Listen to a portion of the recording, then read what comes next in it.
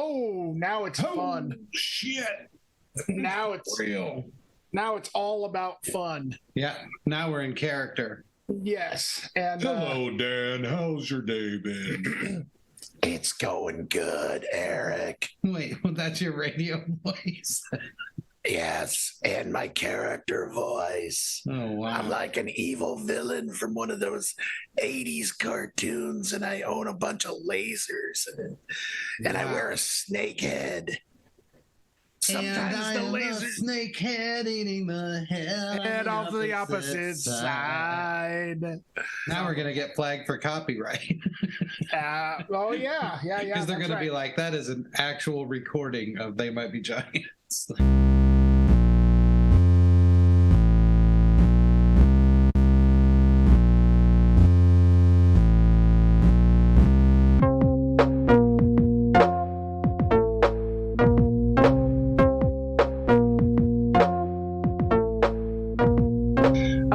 Citizens of Earth, welcome to Accelerativ Thrust. I am Dan. And I'm still Eric. You got me going now, Eric. You got me going now, Eric. Hey, do you remember when it was kind of like there was this thing creeping up about cover bands playing covers in public and how that was like running into some potential like copyright issues? Huh. No, I didn't. You don't remember? Yeah, that was kind of a thing bubbling up in like 2011, and now it seems like nobody cares.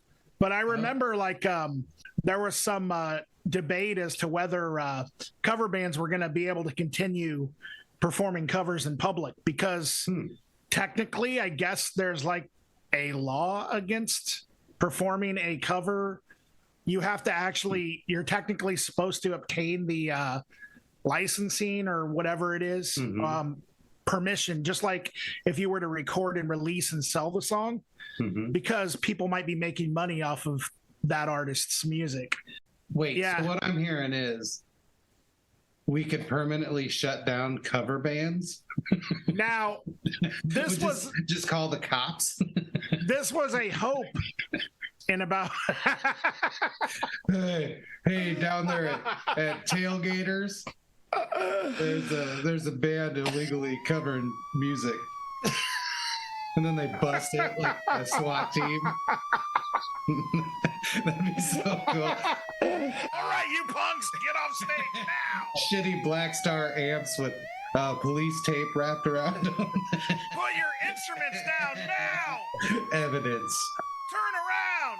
Evidence of Put your hands behind your back. Oh my gosh, that is glorious. That's a glorious idea. Yeah.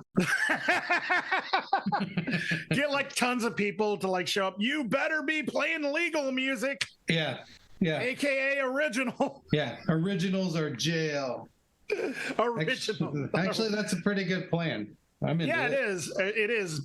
Like, so maybe they're just trying to ban all music altogether. Well, that'd be all right too. You know, it's kind of played its course, right? A little bit, especially since we started doing the podcast and commenting on it. Wow. Well, I was just kidding about there being nothing new or good. One thing we reviewed in particular lately that really blew me away was FKA Climate, yes, aka Travis Austin. Yes, and I had no idea that FKA stood for formerly known as. Yeah. So is it always formerly known as? Or that must always be the case. Okay. Yeah. But that's who we're going to talk to today, y'all. Yeah, FKA Climate was awesome. Yeah. Is awesome. Or is awesome. I shouldn't even say was. We'll find out.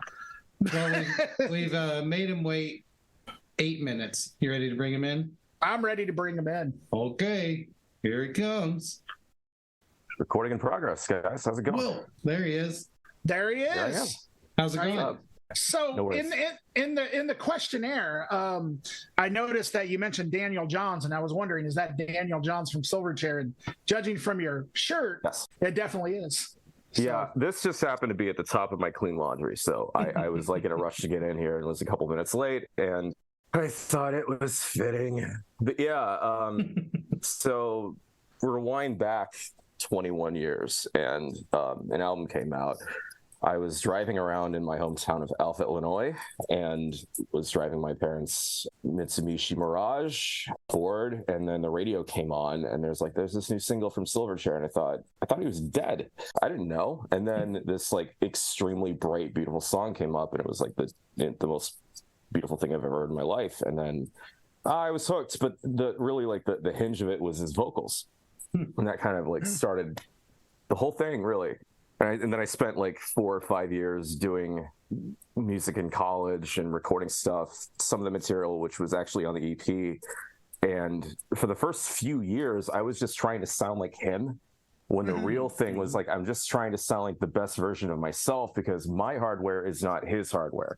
My voice, my head, my brain is my own, right? And so it was a kind of a journey of self-actualization, of which I had failed tremendously in that time, because like everything I recorded and tried to release, which was its own thing, its own journey, I was never happy with how my voice sounded. So I would like release it and be like, hey, if you want to listen to it, here you go. But it didn't have that kind of like declarative aspect that I think I finally achieved after 17 years. So, yeah, that's a hard one. Like I think that's something that a lot of people don't actually end up figuring out, is you are literally the only person that has your voice. So like, why would you try to sound like someone else that already has their voice? You know, like, because I thought that was how it worked, like when I was 17. You know, that was, I thought that was the course. It's really funny, by the way, like as a quick aside, this is very like it feels very new again, right? Like it feels like a completely different life ago that I had even started doing this stuff. And then I spent from June of last year to December of last year making that EP and releasing it. And then a few months later, you know, you guys catch wind of it, and I hear that there's a podcast reviewing the work, and I'm like, oh, dang it, here we go. And I'm like, all right, I'm just gonna hide and not think about it. And then a friend told me, dude, listen to the review, it's good, they're talking good about it. And I'm like, okay, fine. And then I'm listening on my phone, and it's just like a sweat smile emoji the whole time. I'm like, what are they saying? What the hell is this? Like, are you kidding me? This is crazy. Thank you. So thank you. I'm delighted and flattered and a little bit like, what? It's crazy. I'm still building confidence, but so I appreciate that deeply. It's a very it's great. So thank you. Yeah, of course. We loved it. This morning my wife was saying, well, who are you interviewing? And I said, oh, FKA Climate. I said, listen to this song. And I played her On and Off. And I said, I think this is one of the best songs I've heard all year. And I'm not just pulling your chain. Like, thank you. I am a kind of a dick when it comes to music. Like, I'm kind of an elitist, and that helps. Everything that else helps me feel better about it, because like it's great. Yeah. I got, my standards are such that I'll wait 17 years to release something. Right. You know? Yeah. You don't know the story about that song. So like, okay, the EP, the first song I wrote last year, the last song I wrote last year, the middle three I wrote around 03 to 06. On and Off I wrote in 2006. I was in college. It was a Saturday night. I had 2 rum and cokes, and I thought, in my mild inebriation, I'm going to write and record a song in 2 hours. And so I made a demo called On and Off. I wrote all the lyrics within 10 minutes. I went into Cool Edit, did some like little sound mouth things, like made a little rhythm using just multiple tracks. I was drunk technically, so I just started going in on the vocals, and it took about 2 hours to get it done. And the demo, I was like fascinated and enthralled, but it was raw. Like, it wasn't anything like that. And that was how that song. So I needed to get that. I wanted to bring that back as like a full circle kind of thing. Like, you know, you had interviewed Steve, right? And Steve Mall of Grandfather Confusion, of Mountain Swaller. He's the GOAT. Like, And he's a very talented musician, which I would not claim myself to be a talented musician by any means, but like, so he and I have known each other for a long time, since '03. We kind of parallel tracks, and he helped record like drums for stuff that I had released in college. Self-released, it wasn't anything crazy. So yeah, I go back to re-recording and making this, and it's kind of the single of the EP, basically. I have a music video for it and everything else. And it took, 2 hours in the demo. It took like 200 hours for this, because I was like, the sound, there was a lot of figuring things out with it. And from there, it was like, I don't want it to be like the past. I want it to sound like now. And the other thing is, like, I don't want any of these songs to sound like it came from '06. I don't want to come off like, I don't know, a band who was in the mid-aughts who's trying to re-record something, but it still sounds like it's coming from '06. Like, I want the material to have a relative timelessness, if that makes any sense. So it was really about forging what 2022, 2023 sounds like. And hopefully that happened, and I'm thrilled if anyone thinks that's the case. So. Well, that's actually very interesting that you bring that up, because one of the things that I think Eric and I both agreed on is that the record kind of sounds like it's almost on the brink of doom, yet there's like sort of like there's like a hopefulness to it as well, because it sounds very soulful. You know what I mean? Like, is that an accurate sort of interpretation? Because that's kind of what I was kind of almost getting like a feeling of like doom scrolling in a way, but then at the same time, like, okay, this is all going to be better at some point. Like, you know what I mean? Like, I don't know. Yeah, this is going to get a little bit dark, guys, and I'm sorry, but that is correct. In my opinion, I think that we are headed for a major social correction, but I think we're going to come out of it okay, but it's going to be painful. Like, that's kind of my like macro overview of where everything is heading, right? I don't know what's going to happen. I'm not going to predict anything, but my guess is that like we'll adapt and figure it out, but there's going to be pain. But yeah, like I think the sound is meant to capture that dichotomy. Like, honestly, like I'm making, all right.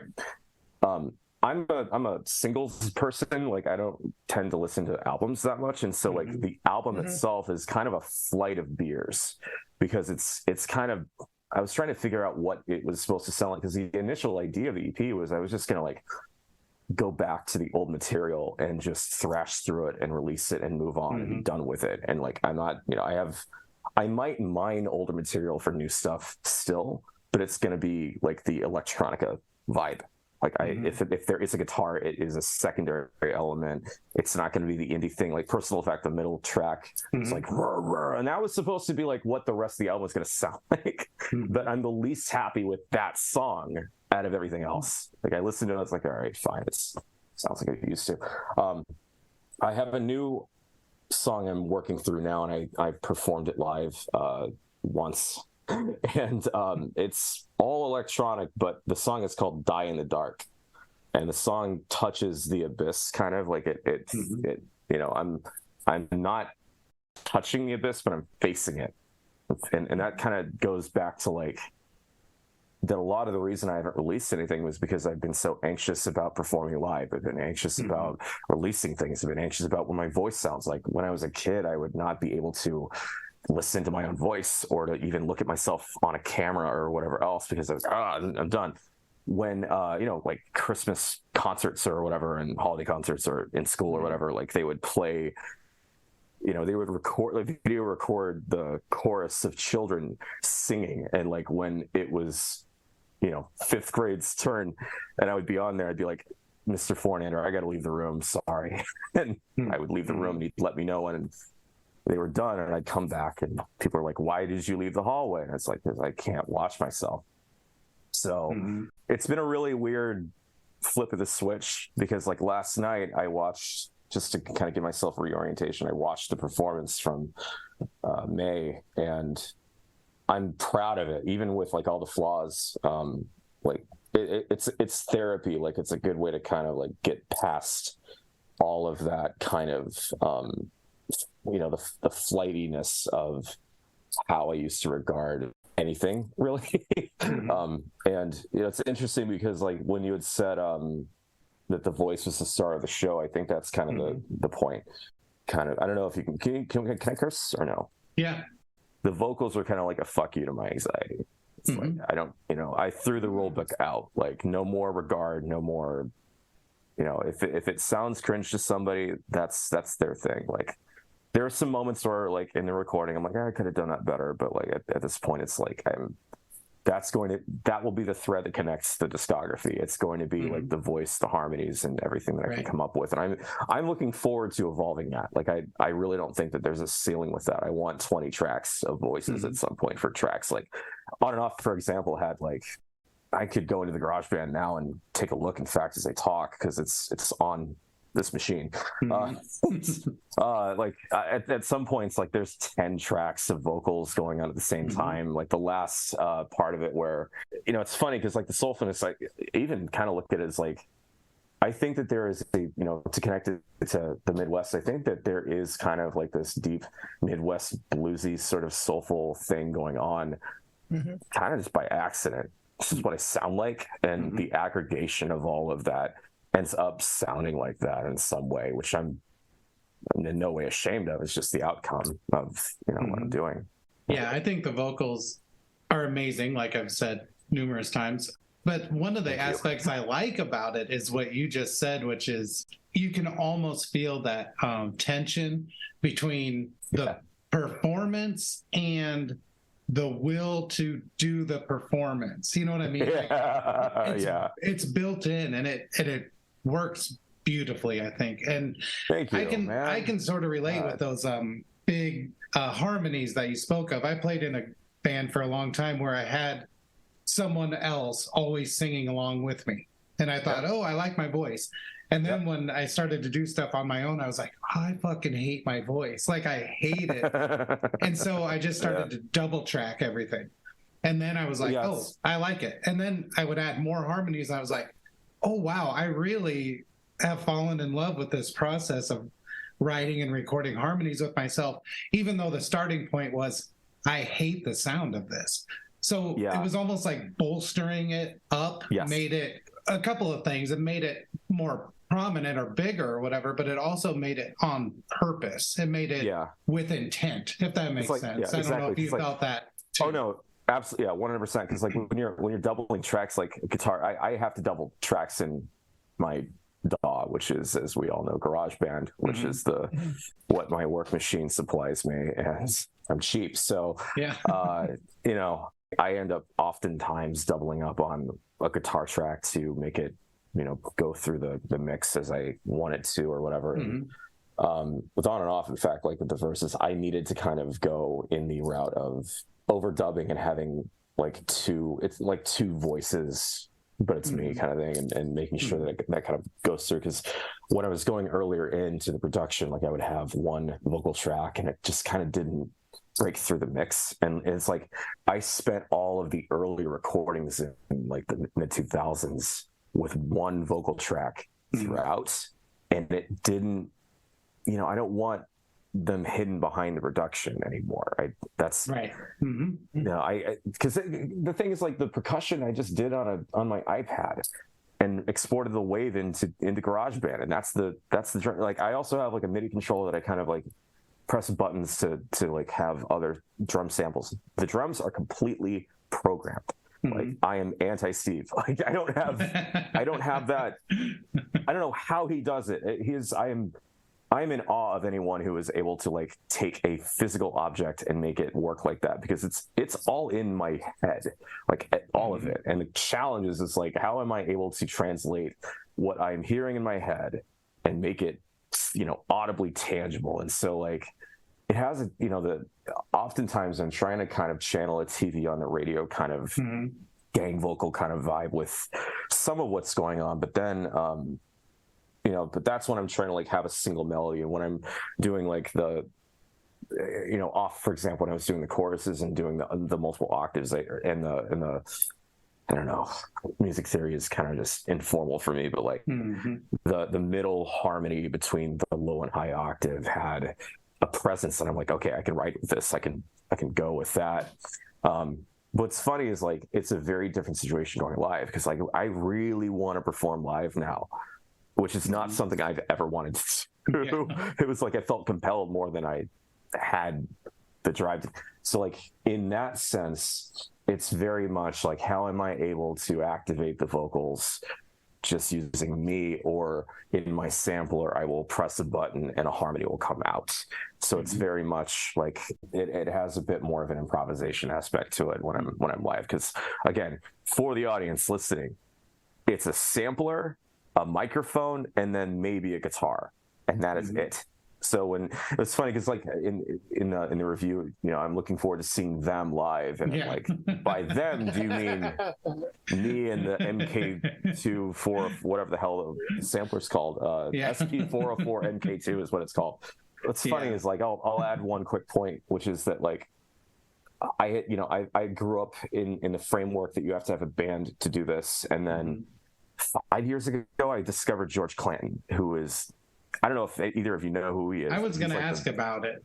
George Clanton. That guy because is Steve Mall also brought up how amazing he was, and then when I saw it on your response, I was like, maybe it was Jessica Jelinski. From Chachka. She's amazing. Yeah, one of those two. I think it might have been. Okay, yeah, so incredible. Yeah, I have to check that out. But yeah, Clanton is like, I would highly recommend George Clanton. So he came from like the vaporwave trend from like 10 years ago, but he focused on songwriting, and the thing that he kind of realized was that like you don't need a band. If you want a band, have a band. If you have friends and you're practicing, you have the scheduling to do it, go for it. But for him, he was able to take a sampler, press a button, and the backing track was there. He'd have his microphone, he'd perform, and that's it. That's all it is. There's no rules. There are no rules anymore. Who gives a shit? Like, it's just, you know, the world could die in 20. We don't know. You know, let's act as if that tomorrow does not exist. So it was a good template. Like, it was the framework that I'm using now. And you know, I have this similar hardware. I think it's a newer version than even he has, but like, it's just because I happened to buy it more recently. I just took what I have in my DAW and exported the mix down without my vocals, and I press a button and I go in. That's it. It's great. It frees me up. It doesn't, like, I don't have to rely on other people. Not that I don't want to, but like, I have a family full-time job. I have dishes and laundry and shit like that. Like, I have this much free time, and I'm going to maximize it the best I can. He's releasing a new album this year. In fact, cool. He's like, my goal is to get signed on his label, because he's got this label called 100% Electronica, and like, I don't know. I'm sure it's a pipe dream, but I would love to be signed to that label. I don't want to get signed, but if he offered, I would be like, yep, sign me. Nice. Yeah. That's kind of one of the cool things about the advancements of the recording technology being available a lot easier than like in the 90s, because you mentioned that, you know, you grew up within the framework of you need a full band, and as did I, but like now it's like I'm seeing a lot of that going on now, where, as you mentioned, you have like somebody has a sampler and a guitar, and they're up there and they're moving the crowd just as much as a full band at this point, you know? Yeah, there are two things I need to get, though. One, I need live vocal monitoring, and I need lights. I don't have those yet. And once I get those, it's over. Like, it's fucking over. Yeah. I am so, like, I did a mini practice last night, just doing off, on, off, and die in the dark. And what's really nice about the sampler is that you can do effects for the vocals, like delay and reverb, and just like feedback looping and all that. And it's really good, because I'm able to like make it sound different from the recordings, which is kind of the aim. You're talking about like that this guy did this in GarageBand, which it's kind of crazy how much you can actually do in a free piece of software. I would eventually maybe go into Logic to master, because it's not a mastered EP, it's a mixed EP. I know how to do that. I don't know how to master. I don't have the ear to like oh yeah, the bass needs more punch in the 200 hertz range. I eyeball everything. And if it sounds wrong, I did like mix down after mix down daily with the time I had at night in my office, because you call it bedroom indie. It's really like office DIY art indie. That's really what it is. But it doesn't look good on a flyer, so I call it something else. But like that's it. I would eventually want to maybe upgrade to Logic and have more tool sets, because like I don't think I've found my sound yet. Because in my head, like for the new one, I have a very different sonic thinking in my head than what's actually in the file right now.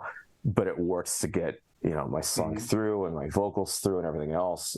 In fact, I kind of want to like turn Personal Effect completely into electronic and convert it and get it out of its long-standing rock-centric shell. Like, I don't want it to be that anymore. But it's not because I don't like how it sounds. It's just that that's not where I'm heading. So a lot of these songs are older. Like you said, did you wait to make them now because you finally felt like you could make the sound in your head, like the technology caught up with you? Or was it more like, I finally have a chance to breathe in my life and I do have these few extra moments? Both. Okay. Yeah. So it's interesting because the idea of using a lot of gear to get the sound right, I do through GarageBand, because like you can, I for example, you record a guitar through a preamp and all the effects are in GarageBand, and you can design the sound that way. And that's what I basically did. So it's just a digitized approximation of a suitcase of pedals, and on that though, I just bought my first pedal last week. I have not had a pedal in my entire life until last week. Nice. So that when I'm live, I have something that sounds like, I want it to sound kind of harsh and industrial and simple. Although in theory, if I wanted to, I could hook up my guitar to my laptop and my preamp and have the same effects. But my machine is like, I don't want to risk having it drop or something. So that's where the sampler comes in to kind of simplify it, because I really want to be practical. Like I don't want to have like a ton of stuff, because it's just me. Like I don't, I want it to be a handful of things, plug in 10 minutes, come out. And that way, like, it's easier for the venue. It's easier for me. It's more practical. I don't have to like think about anything. On a side note, like I would love nothing more than for Steve to come in and like drum the fuck out of like my stuff. Like I'd be honored if he came in, or if other people wanted to join in. Like, it's not like it has to be only me. It's just that I'm not expecting it. Back to your question though, like, I don't think that I've only really learned to manage my anxiety over the past few years, such that I can actually do this. And I did side work for my, career at night for a long time. So there just wasn't time at all to do any of this. And I made the conscious decision to stop moonlighting and have my full-time job. And that was my work, focus on that. And then if there were to be windows of time in the evening, I would start doing this. And that started formally a year ago. Actually, it was June 2022. Oh, cool. So it's been a year. Nice. now it's happening. And I think the plane's like started taking off. It's kind of like at a, maybe 200 feet, maybe, but I have like 30,000 feet I'm supposed to get to. It's kind of what it feels like. I've got latest count, I have 4 monthly followers on Spotify. Nice. So, and that probably includes me. So it's 3. So you're not getting a ton of viral buzz, guys. I'm sorry. Well, maybe in a year or 2, but welcome to the sub 2-digit club. We're right there with you. It's funny because I feel like my voice was probably ready to go, because I tried to do this in 2009. I was living in Elgin, of all places, like the Chicago suburbs, and I started recording again, and it sounded fine, but like I don't think tonally like I was there. Like I feel like my art direction is better now than it was in my 20s. So things just kind of converge, and that's what happened. Nice. So. Sort of a follow-up question to Eric's. So yeah, musically things kind of evolved, but as far as like the themes and lyrics and stuff that you put on the record, did it kind of get updated as the songs kind of were more current? I did some 20% of the older songs. The lyrics are different because I just felt like some of the lines were not working, but I did deliberately keep a few of them just to call out the past kind of thing. So this EP really was kind of like a cap of like the past, a lot like Grandfather Confusion's project with Steve. Like I listened to what he was talking about, and same thing, really. I wanted to put it to bed, and but I could bring back, because the thing is, like, the way that I think of it is hooks. It starts with hooks. If there's something stuck in my head, I will form something around that, and that's usually where it starts. And the crux of it is like, if it doesn't get stuck in my head, it won't get stuck in someone else's head. So I have to have a song with a good hook, or else I will not release it. It goes back to like going slow, deliberate, taking my time. I'm not in a rush to put out a record or an album or something like that and have filler. And it's nothing against anyone else. People have their goals and their functions, and that's fine. It is not to judge or to compare to anybody else. With my time availability, philosophy, I would rather release a handful of EPs that are solid as fuck than to feel compelled to put out a full release. Because again, it goes back to like previous pressures or previous expectations that are conditioned by the convention of the music world or whatever. And like, I just through the past 5 years kind of unlearned a lot of it. It doesn't really matter. Like, it's because really, like, the basis of it is the live performance. Like, they don't care if it comes from an LP or an EP. They just want it to sound good. They want to be engaged. So, and I also think that the qualifications or metrics or requirements or whatever of what constitutes an EP and LP is kind of out the window too. It's like 5 or 6 songs, call it a record. Who cares? I agree. That's the thing. Like, anymore, people are just more engaged in singles and albums anyway. And that's always how I've kind of been. Like, in fact, my favorite album of all time has one clunker that I skip. So, what is that album, who cares? By the way? It's Diorama by Silverchair. It's the 2002 release. I gotta hear it. I've never heard it. It's a great record. Cool. Thank you. Yes. It's it is. And it's criminally overlooked. I don't have any sort of, I don't know. I don't have an opinion of Silverchair, I guess. I mean, I remember the single and, but I didn't pay much attention. So it's not like I'm against them or anything. So I will absolutely check it out. But one thing that's funny to me is, as artists, I think everyone has their sort of pet thing that really meant something to them and means something to them.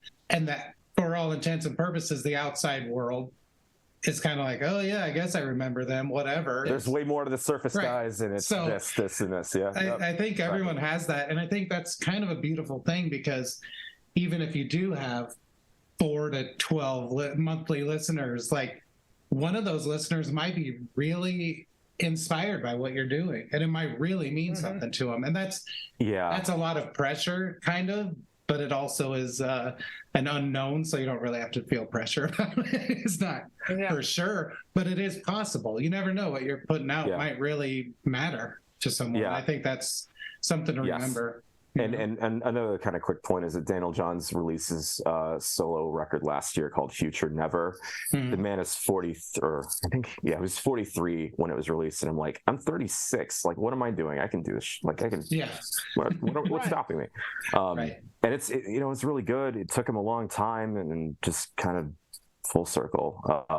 But yeah, the idea that, like, as artists, I think if you approximate the title to artists, the idea that if you're not deeply pulled by inspirational source, then you're there's not a lot to mine. You need material from which to mine in order to get But at the same time, it's also like the thing is like I don't think that anything that I'm doing is in fact, songs that I have don't even sound like the other songs. They're just like it's almost like how it compared is like jingles. Like I don't know if any of you know the Wacky Waters jingle, for example, but I have a very strong opinion that that's the best jingle of all time. Can you guys sing it for me? No, but I will point you to where you can. Because I don't remember it, but I love jingles. Well, it's okay. So the thing is, like, that was like paradise for me when I was a kid. Yeah. A water park with a wave pool, the sun, the peak of summer. I was born in July, so like it all hit. And the jingle is like very impassioned children singing about a water park. And that's the crux. I'm not going to sing it now because I don't want to distress my child. It is coming back to me though. Yeah. I know the lyrics. We want to go where adventure lives. Like that's how the jingle starts.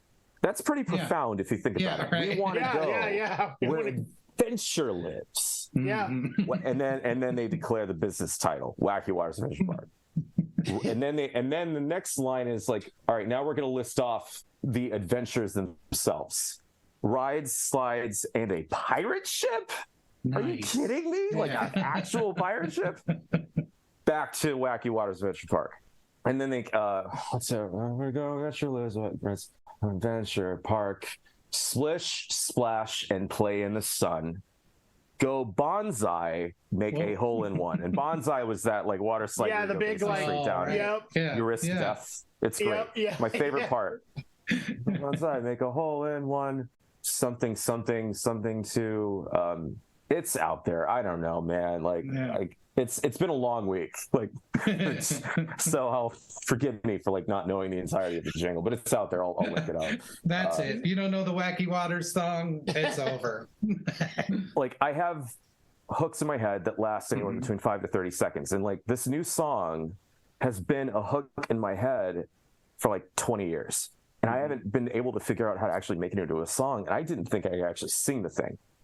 So like I can barely sing it because my vocal range is, we'll call it an adaptive, because you said it is baritone, and that's accurate. I think I don't know the terms that well, but my natural range is closer to like Matt Berninger from the National than Daniel Johns, or at least from back when he could sing B flat or whatever. Because like there's a song in Diorama called "Without You," and that is like the most committed vocal track I have ever heard in my life, where like you're putting 100% in, and that's what I want to do. Like that was like, oh yeah, that's relatable. So I got a guy, I grew up with him in high school, named Ryan Rowland, and he and I, some of the most fun times, we would sit and record things in high school. And like he has this project, Polestar, Polestar. It's on Bandcamp. If you look it up, he's got songs called Smile, which is not like Brian Wilson. It's his own thing. He's got other tracks. He does very similar stuff. Like him and I are kind of peers, where DIY, self-produced, self-released, he does everything, perfectionist, kind of that sort of vibe.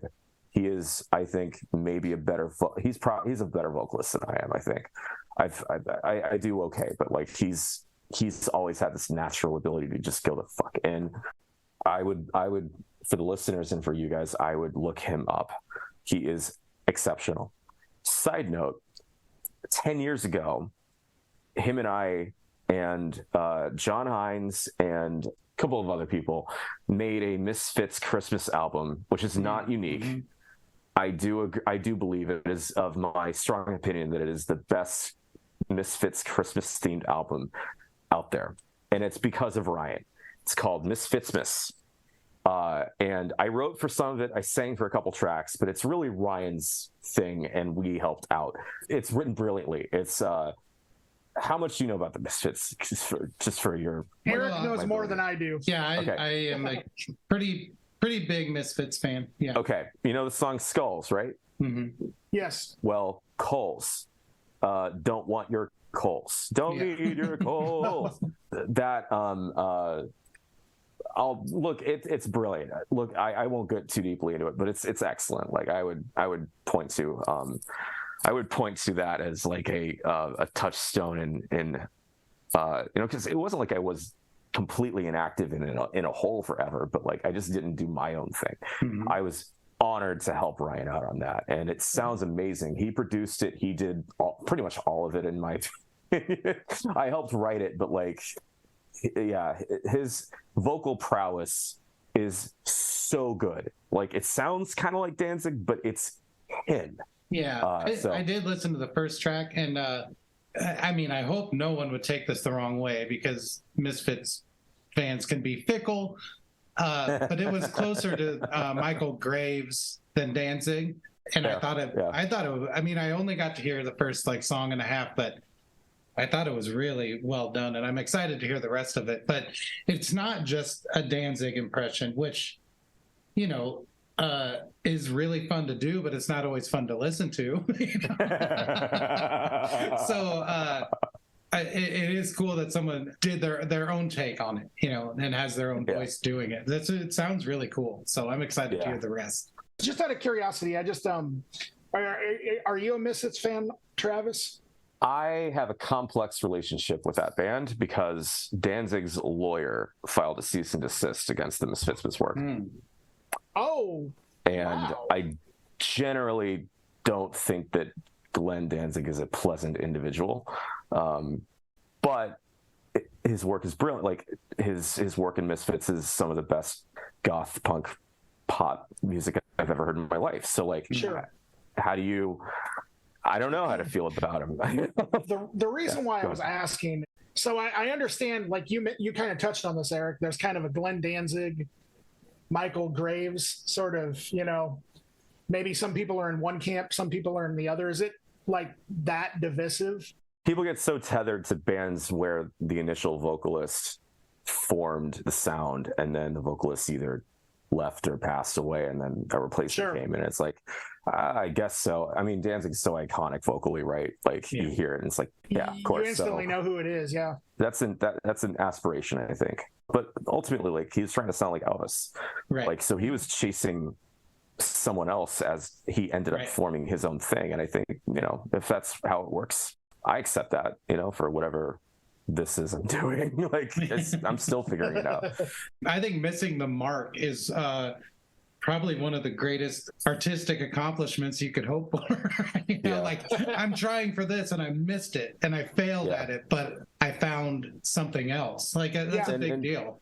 To the listener, they don't know or care if it sounds good to them. They're going to listen. I wanted to give a really quick shout out to Tim Ramirez, who lit up the music video. Did you guys see it? By the way, if you didn't, that's fine, but I have not seen it yet. There is a music video for On and Off on YouTube. Oh, cool. Oh, okay. So last October, I was at an on-site for work, and then I took an Uber down to Tim's place. He has a shed, and he runs a show. He runs a business called Hydrosonic Light Show. It's akin to the early Pink Floyd performances where there were like the drippy light show backdrops. He does that. So he's using the same technology, and it is profound. And it's also like no one can take it away from him because it's his own. There's no IP issues whatsoever. Like, he's not sampling anything. It's a brilliant model. He's based in Chicago, and he and I he was actually raised in the area that I was raised in and was in a band with me and Ryan. I don't want to summon too much of that up because Tim is very forward looking, and I want to honor his intent. He is doing a brilliant job expanding his business, but he helped me make this music video, and it's just me like in front of like a wall in his little one car garage that has all the light show stuff. And that's the video. And my friend Louis, one of my closest friends, Louis, is a cinematographer and filmed it, and he gave me the footage, and I went into Premiere and just cut the video up and made it and put my own thing in. I'm a design major. I do that stuff. So it was pretty straightforward. I'm very proud of like how it turned out for the sake of efficiency, because it's not like in this scene you do this. It's really just me standing there and lip syncing the song, and it turned out pretty good. I'm all about like pragmatism in some ways, and then maximalizing in other ways. And it's a good kind of juxtaposition of that. Yeah. So I mean, that's a perfect way to approach things, I think, because if you can make some aspects larger than life, the more subtle things, like they'll get lost for a while, but then people will find those too. And it'll be like sort of a hidden gem, under the maximal aspects of it. Yeah, absolutely. The thing that I want to do, like, eventually is I want to overwhelm with my voice. Like, I want it. Mm-hmm. It's like a vengeance thread, which actually kind of sounds like a song name, which I'm going to take. Nice. But I just, in my head, it's like almost a retaliation against the time I have spent and wasted. Because it was interesting. I was thinking about this last night, like the idea of like, why now? Why not 10 years ago? Because it could have been well received 10 years ago. But I only have this much time to do it. So there's this weird dichotomy between like, this could have been done sooner, but I wasn't ready then. Right. I'm of the belief that I'm ready now. Mm-hmm. And if it happened to be at the age of 37, 38 in 2 weeks, so be it. If I'm a late adopter to it, okay. I don't know how much time I have or we have left, but there's still a window. Let's do what we can with it. So with that, I will quickly segue into the idea that I have 2 performances, if anyone cares to attend. In Aledo on August 1st, I will be joining Sean. It's the same venue I went to in May. I'm going to do it again in August 1st. I don't know the lineup, but I'll be performing, and then I'm going to be making my Quad Cities debut at the Village Theater in Davenport on August 25th. And I'm very, very, very, very excited to be on a stage. I'm also like, by the way, like I love Sean and his house. It was punk. It was good. It was interesting too, because like my premonition of going into a punk house show was that like it would be received with indifference.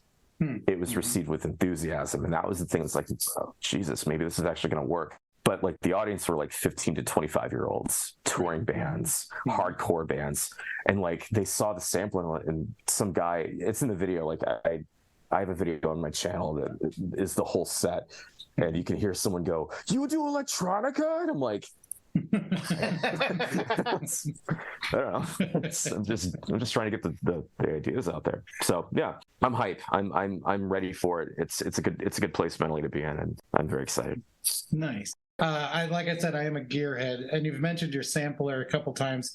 Do you use a Roland SP, or is that what it is? That is. And so it does the vocals in real time, then, like the harmonies of sorts, right? Yeah. The pitch shifting.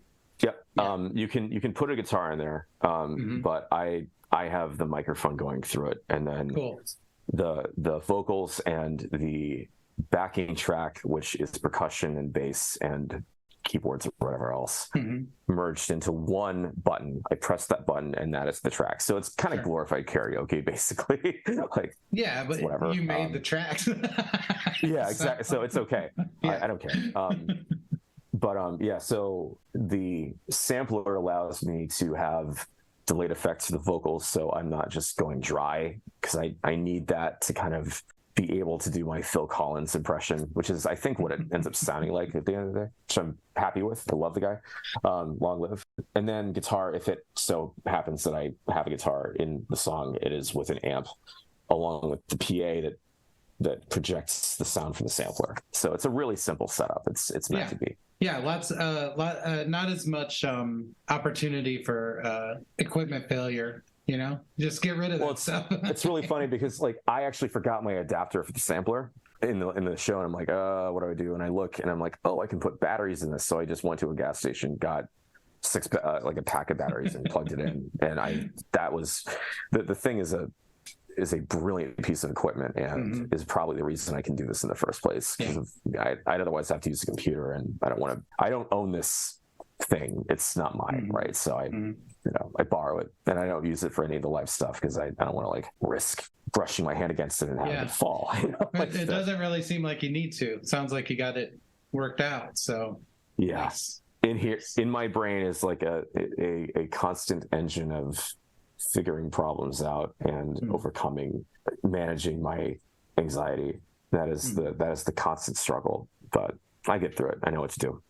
I didn't in the past. So you had another question, which was, Well, yeah, I actually just kind of wanted to comment a little bit on the idea of like, why now, and sort of like maybe struggling with like the age situation, like in music or whatever. So I was just wondering was that ever like I guess you kind of answered this before, but yeah. is that something you've struggled with? Like, okay, should I even be putting this out, at this age or whatever? And then, or did you just kind of say like, screw it? It's the latter, but like when I arrived at the first show and saw that they were kids, I'm like, I'm the oldest person in this entire place. Like, so I mean, but you know what? Like Peter Gabriel, he's touring Europe right now. I think last I knew, the man is 73 years old. He's performing music that is as old as me and some that is older, and he's still out there performing. Who cares? If you're able to do it, it doesn't matter if you're in your 30s or your teens or if you're 74 or whatever. Like, it doesn't. There are no rules. The only rules are just that which you're applying to yourself and the obvious technical and mental constraints of what you're doing. But like, I'm more capable. It's funny because like I only started playing guitar at 14. I only started singing at 17. I was not like, for example, like Steve was in it his entire life. I did a couple of shows when I was 20 or 21 and knew that I did not enjoy it and wish I had. And I had that thought like in my head, like that notion has been riding with me as eventually you will want to come back to this when the time is right. And thankfully that's happening. There's always going to be that, like those nerves, but you can medicate that away like that. So that's fine. But no, it's something that was brought up during when you were talking about the work. And again, thank you guys, like, because honestly, I didn't know if it was like good. But you said about like the idea of this guy just feels like he's going for it. Yeah. And that's kind of it. It's like I've stopped caring about my own, because it's really been about my own doubt or my own questioning about it. It's like, it's not the right time. I'm too old, or I'm working on my career, or I'm got a kid, and all those things are excuses. It's not to say that like I should be ashamed of not having done anything, because that will also consume you to in an unproductive way. But you make a decision. I choose to not regret the passage of time, because the only thing I can control is right now, and I can plan for whatever I can and go from there. I could die tomorrow, and I did something. All these ideas in my head, I feel like if they resonate to other people, it is my obligation to get it out there. However, and then the joy comes from performing it and going off. And it's interesting because like last night, in comparison to the show in May, I lost, like my problem was like I would lose my voice because I was yelling singing because I had to hear myself. Right. And like I just had these on plugged into the sampler and was able to control the volume, and I was able to get a better performance. So like once I can get that going, and then once I have a stage presence through lighting and projection, I want to do a show in Chicago at some point. And I told Tim, like, I want you to light show my performance, cool. However that works. Once I have those things in place, like, I think that there's a real, maybe this can be a level up thing. I don't know. I'm limited by like, I don't want to tour. I don't want to go be away from my family or whatever. I have my life, but like, I want to be able to have a reliable presence in this scene, the Quad Cities in particular, where people know what this is, go because they understand it. And so far it seems like that is possible, even with like I made friends with a band called Grip, who are really cool, really nice, but they're hardcore. Like they're it's not the same genre. I'm making contacts with a band called The Everlasting Light, Yeah. which is like a jazz metal. Do you know who they are? Mm-hmm. Yeah. They are incredible. Oh my God. Is Alex Mahefe in that group? Alex, I don't know his last. Yeah, I think. Yeah. He's like the guitarist. Yeah, he's great. And then you've got the frontman Rush Faulkner, who is a based in Chicago, but will go down to the Quad Cities to play for Everlasting Light. And he's like a noise artist. Like I listen to as much of a set as I could, because I'm not someone who can just listen to a noise show the whole time, but I listen to some of it, and like it's really cool because like he's coming from a completely different headspace, as is the rest of the band. Like the drummer is a jazz drummer, but they're doing this glacial metal thing, and it just hits in such an interesting way. I think that's where the future of music is. It's like tearing down the walls of division between what one thing sounds like and the next, and playing around with that emerging space. So one thing about that, you're playing shows where it sounds like a lot of the other artists are doing way different things than you, which it makes for an awesome show. But I think when people are younger and they're faced with that situation, a lot of times they'll start to say like, well, maybe I need to steer my stuff more towards that or whatever. And they get sort of in this place where they feel they need to fit in. And I found as you get older and you get more confident with what you're doing, you're not as tempted to try to assimilate or whatever. And so my question is, do you think by sort of taking a break and coming back to this now, do you think you don't feel that way? You're just like, wow, I'm glad various things exist and I can do what I do and feel confident in these situations?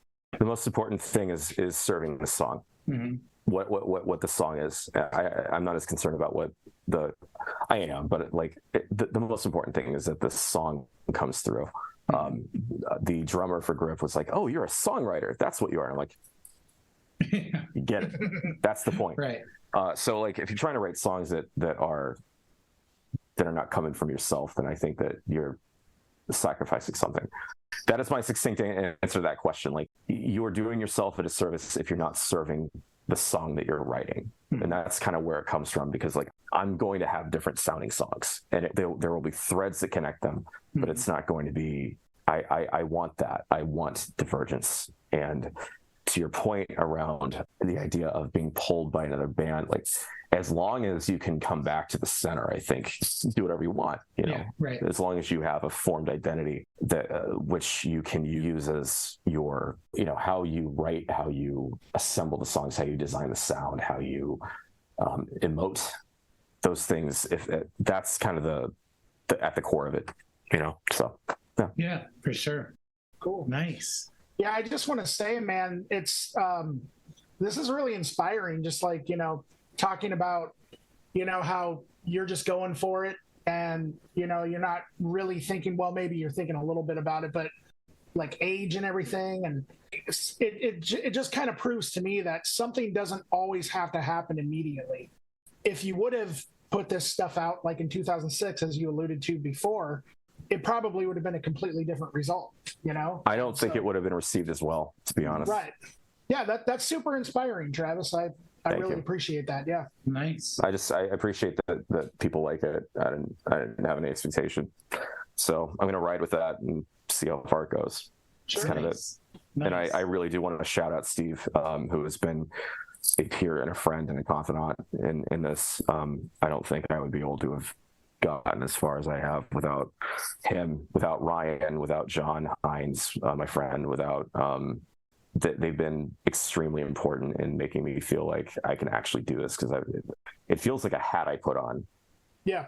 But there are so many other hats I have to put on, and I have to put on another hat very shortly to attend to the rest of my day. So nice. Well, thank you so much for being with us. Thank you both. FKA Climate has shows. Let's see. You said Nothing House in Aledo. Nothing House in Aledo on the 1st of August, and then the Village Theater on the 25th. Yeah, absolutely. Guys, thank you so much. Yeah, this has been great. I dearly appreciate the positive reception. Has been a surprise, and because I'm very, very, very hard on myself normally, and I'm choosing not to be just enough to do this. So thank you both. Appreciate it. Absolutely. Thanks for coming. Yeah, we're on, stoked Travis. to hear the new stuff too. So yes. Oh, And no, I'm gonna go through your YouTube and I'm gonna check out all of your stuff now nice. because I didn't realize that was all and on Bandcamp too. You said right? Yeah, the SoundCloud link is it's got the On and Off demo that I mentioned from 06. So if I sound drunk, now you know I was. So thanks, guys. I really appreciate this very much. Let's stay in touch, and I hope this was an entertaining episode for people. 100%. All right. Cool. Awesome. Thank you both. Well, thanks so much. Yep. See you later. All the best. Have a great day, Travis. You too. I will. Thank you. Well, that was a good interview. That was a great interview, man. I'll tell you what, Travis, he's putting out some really, really great stuff. And like, for real though, I was actually getting inspired just, talking to him.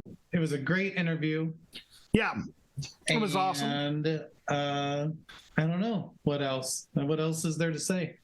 I think totally awesome. Check out FKA Climate and check out FKA Climate. There's a SoundCloud. There's a YouTube. There's a Bandcamp. It's on Spotify. And I would say go to his shows if you can. For sure. And if you want to talk to us, Instagram is pretty much it right now because Facebook is still down, and that's fine. Just message us, let us know.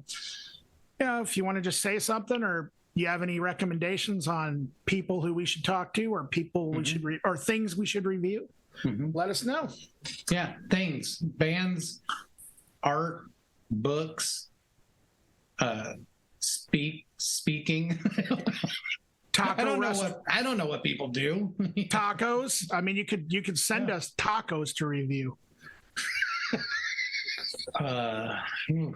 Yeah. All right. Well, I think we should have a taco review section of the show starting soon. I think that sounds good. All right. Coming to you live from Rudy's Tacos.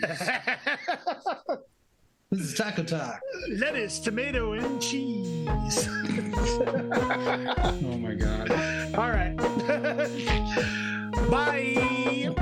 Bye.